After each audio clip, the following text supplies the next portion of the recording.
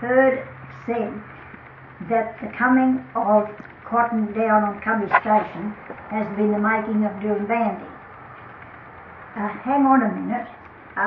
The Cubbie Station I knew and grew up with was a thriving pastoral company, our station, the headquarters being at Noondoo Station, Noondoo, where the general manager ruled over all the out-flung stations under the A.P.Company.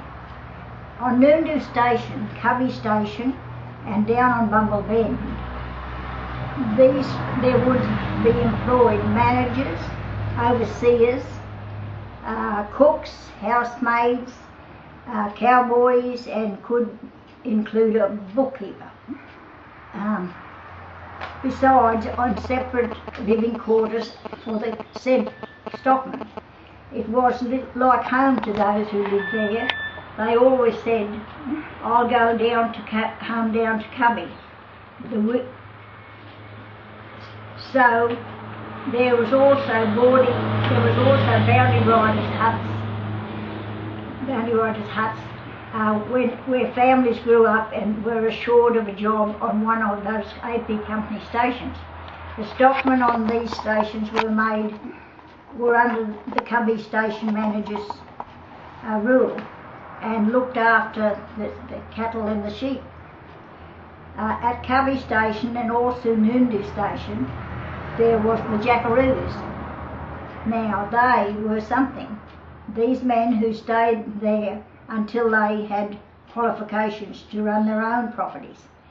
They wore white silk shirts and bow ties.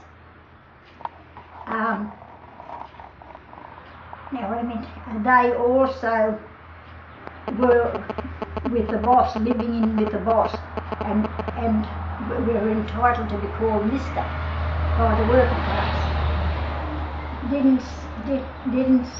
Didn't receive much pay, but then they were getting experience on the land so they could run their own properties. Now, now I must mention that Dirranbandi has gone back from the days before the cotton.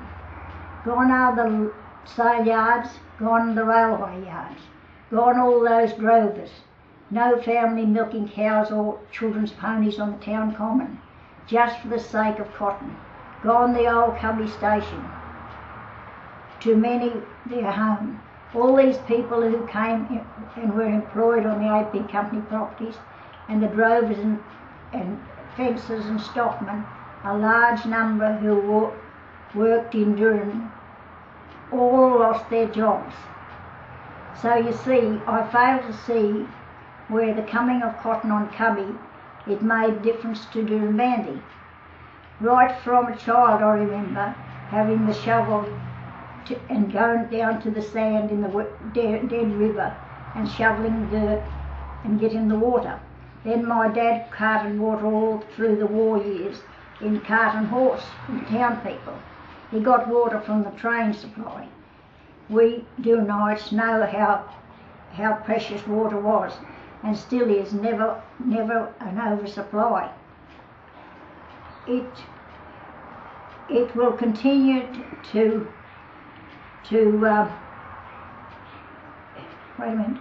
It will continue to use if we continue to use all the water in the lagoons, dams and rivers.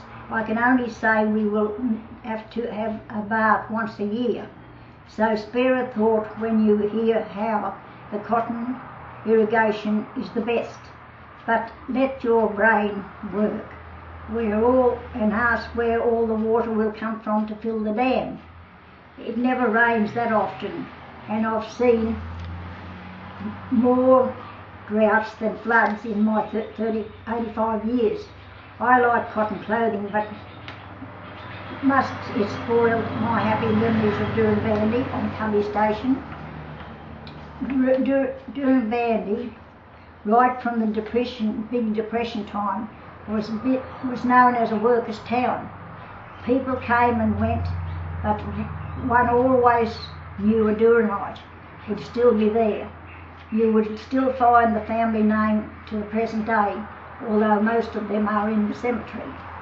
Those were the days when people didn't have to work on Saturday afternoon and could spend the day in the street. Meant the stockmen would ride into town on their horses from Cubbie. They would mingle with the people on the street, then at night off to the pictures, their spurs jingling as they went to their seats, hats still on, as a bushman always worried about his hat and boots. Cubbie Station had cattle and sheep. Also the lignum where the wild pigs ran, they were there for entertainment at weekends. They, like all the other A.P. companies, usually was supplied by horses broken in up in the Northern Territory.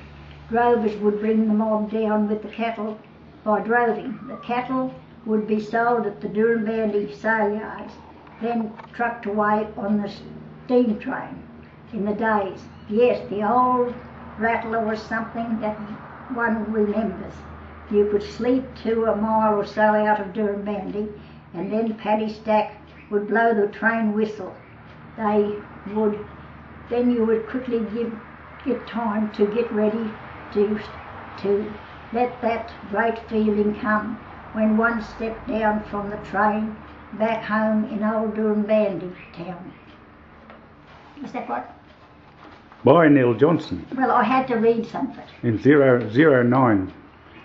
Anything further to add? I had to read it because my eyesight's going to be straightened out with getting removal of cataracts soon. But I cannot for the love of me see how Dirranbandi could be better than what it was in the 60s, just because the cotton come, because the workers are gone. There's just no resemblance. Just one big drought country. And then there's droughts, as I say. We had more droughts than feeds, and that was what it was from the time I was born there, out there, until I left there. And it'll be always like that right till I die. The country will be drought stricken, and all the trees will be dead. And now what's going to happen about the hole in the ground where the water lies? That Cubbie got the water from the Colgo River that branches off from the Ballon. What's going to happen? Who's going to fill that now? And how are they going to fill that? Because it's not guaranteed floods or rain. Okay. Will that do? Yep. Yeah. Thank you. Yeah, that will do, I think. Thank you by Nellie Johnson. Oh.